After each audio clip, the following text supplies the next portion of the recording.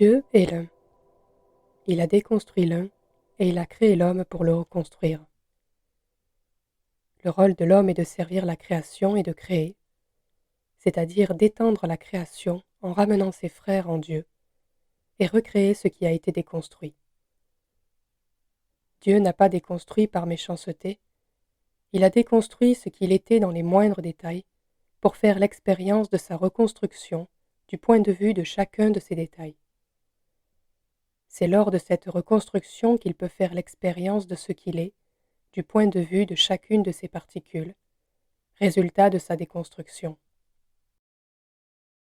Lors de cette expérience de reconstruction, la plupart des particules, qui n'ont pas conscience d'elles-mêmes, retournent à l'unité dans l'unité. Et pour les autres particules, telles que les hommes qui ont conscience d'eux-mêmes et qui sont dotés d'intelligence, le risque est de se perdre dans l'individualité et la séparation.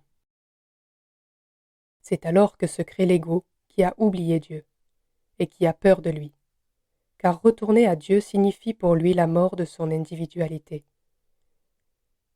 Pourtant, si l'ego ne peut effectivement pas vivre en Dieu, il existe toujours une sorte d'individualité au sein de l'unité.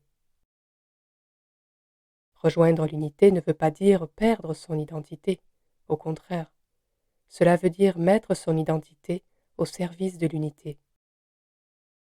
Le rôle de l'homme n'est donc pas de vivre une vie de service à soi, mais une vie au service de la création pour sa reconstruction. La reconstruction de l'unité veut dire ramener tous les hommes à la conscience de l'unité, à Dieu, et au service de la création, le seul rôle pour lequel il a été créé. Je le redis, le seul et unique rôle de l'homme est de servir la création pour sa reconstruction. Alors comment faire cela ? Tout d'abord, il faut reconnaître que cela est vrai. Ensuite, il faut procéder à un changement de vision sur soi et sur le monde. Il faut apprendre à reconnaître cette part individuelle de nous, qu'on appelle l'ego, et qui est séparée de Dieu. Il faut apprendre à reconnaître ces mécanismes réactionnels, comportementaux et psychiques, pour les changer et les guérir. Il existe plusieurs manières de faire ça, et une méthode concrète et pratique est notamment proposée dans le livre Homo Christus, guide d'un chemin vers la paix. Il est disponible en lecture libre sur le site de lavoixdelesprit.com. Pour les amoureux du papier, le livre est disponible dans la description de la vidéo. Il est seulement mis en vente pour que la version papier soit possible, mais aucune marge n'est perçue par l'auteur sur les ventes. Seuls les intermédiaires, c'est-à-dire l'imprimeur et le distributeur, se payent. Je ne fais pas commerce de Dieu, et tout ce qu'il m'a donné, je le donne à mon tour.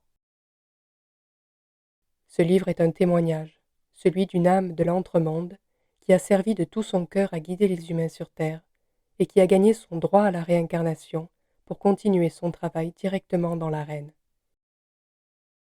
Il lui aura fallu 30 ans pour se réveiller, mais c'est à l'aube de ses 31 qu'elle commença sérieusement à s'interroger sur ce qu'on appelait Dieu et dont progressivement elle se souvint.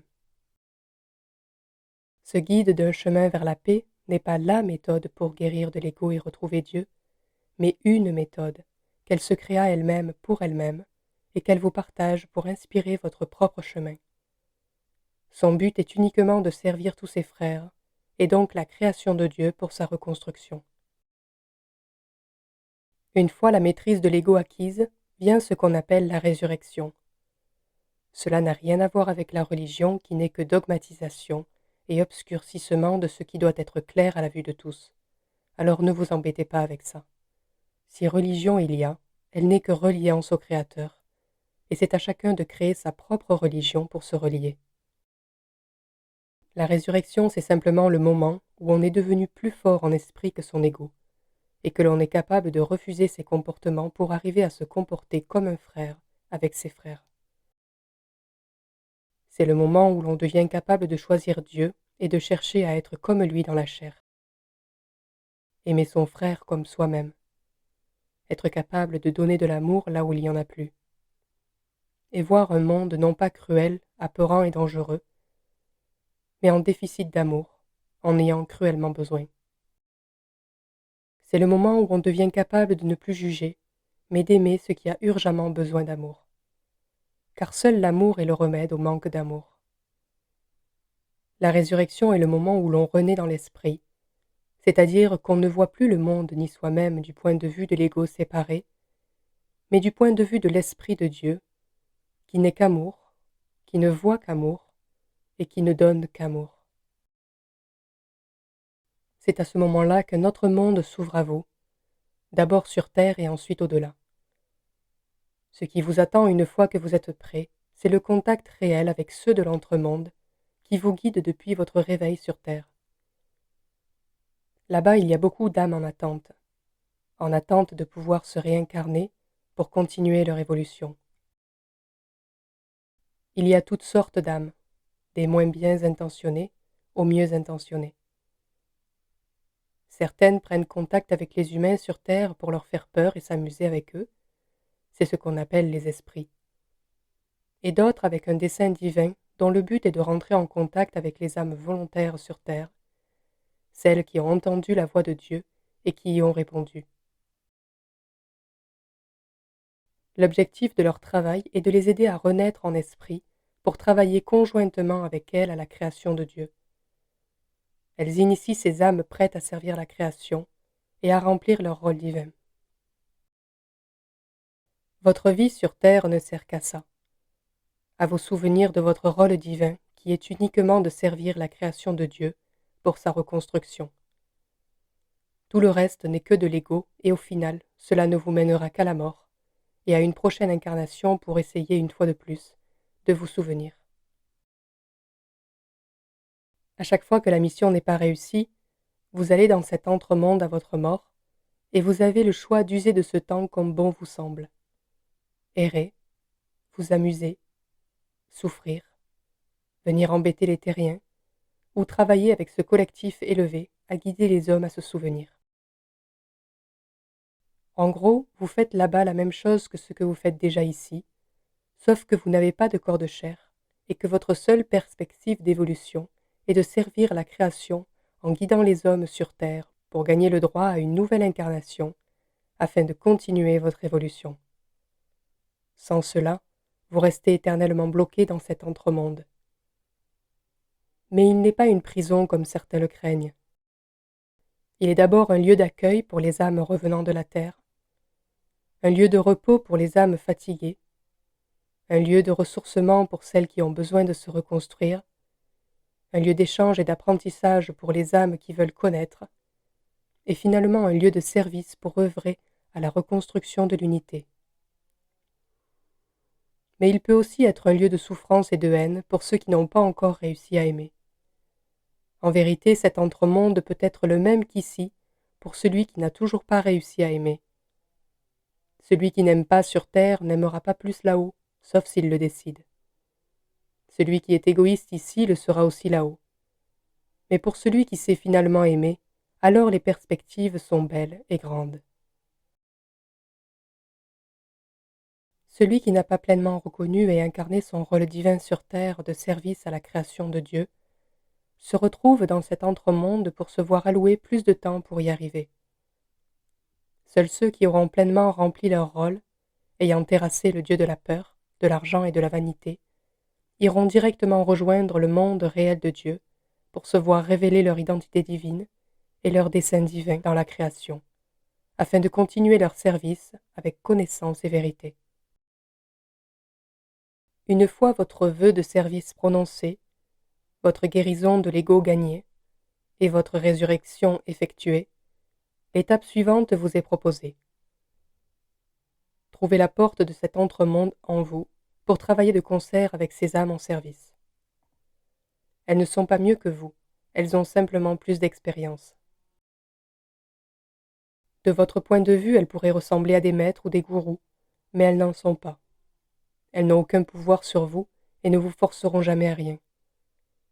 Elles se sont fait la promesse de ne jamais intervenir dans votre vie personnelle, de simplement attendre votre appel et de travailler avec vous sur votre sollicitation uniquement. Elles vous proposent non pas une vision dogmatique de Dieu, mais une vision plus élevée selon leur propre perception de la vérité de Dieu. Et c'est à vous de choisir si cette perception est acceptable et compatible avec votre propre vision de lui. Si tel est le cas, alors vous pourrez vous joindre à leur entreprise pour servir la création ou la servir d'une autre façon. C'est de cette manière que se créent des égrégores de service, chacun spécialisé dans une approche particulière dans le service à Dieu. Servir Dieu peut se faire de la manière qu'il vous plaira, tant que cela respecte sa loi, qui est d'aimer toute la création, sans chercher à être aimé pour ses actions. Votre but, effectivement, n'est pas de chercher à être aimé pour chacune de vos belles actions, mais d'aimer simplement la création de Dieu, qu'elle soit belle ou laide à vos yeux, sachant que lorsqu'elle sera laide, c'est qu'il faudra la voir avec beauté. Il faut aimer ce qui n'est pas aimable, car c'est d'amour dont cela a besoin. L'amour rend beau et l'amour guérit. Le seul remède à tout est l'amour.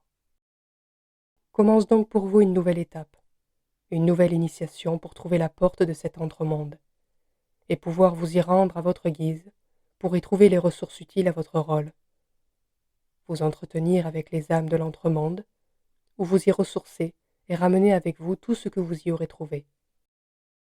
Ce lieu n'est pas le paradis, mais quand vous le verrez, vous pourrez le confondre avec lui, tant sa beauté est grande. Mais ne vous y trompez pas.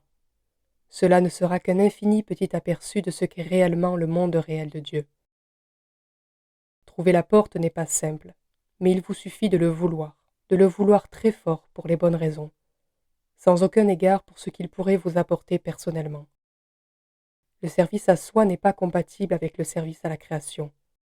Si vous voulez le rejoindre pour votre bon plaisir et votre richesse personnelle, la porte restera toujours verrouillée. Pour que ce soit possible, il vous faut avoir transcendé votre ego, afin de ne vouloir servir plus que la création, étant certain que tout le reste sera pris en charge par Dieu, et notamment votre réalité matérielle. Tant que votre mental sera occupé par les préoccupations matérielles, et notamment le maintien et l'entretien de votre réalité matérielle, votre esprit ne sera pas assez libre pour se dévouer et se tourner entièrement vers le service à Dieu. Soyez certain que pour celui qui décide de servir la création de Dieu, tout le reste, et notamment sa réalité matérielle, sera pris en charge par Dieu lui-même. Comme respirer se fait automatiquement, votre réalité matérielle se maintiendra d'elle-même par la volonté de Dieu, et tout ce dont vous aurez besoin vous sera donné pour continuer à servir.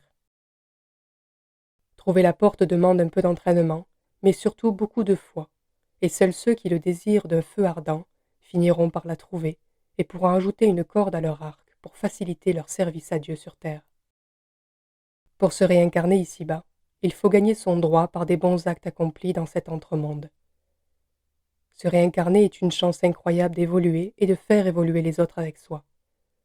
Sinon, vous restez dans l'entremonde jusqu'à ce que vous ayez l'envie de participer à la création. L'expérience sur terre est dure et difficile, mais c'est cette difficulté qui finit un jour par vous pousser dans les bras de Dieu, car que vous reste-t-il quand vous n'avez plus rien? Que vous reste-t-il quand la vie devient insupportable? Que vous reste-t-il quand la maladie vous assaille? Que vous reste-t-il quand, effrayé, vous ne voulez plus sortir dans le monde?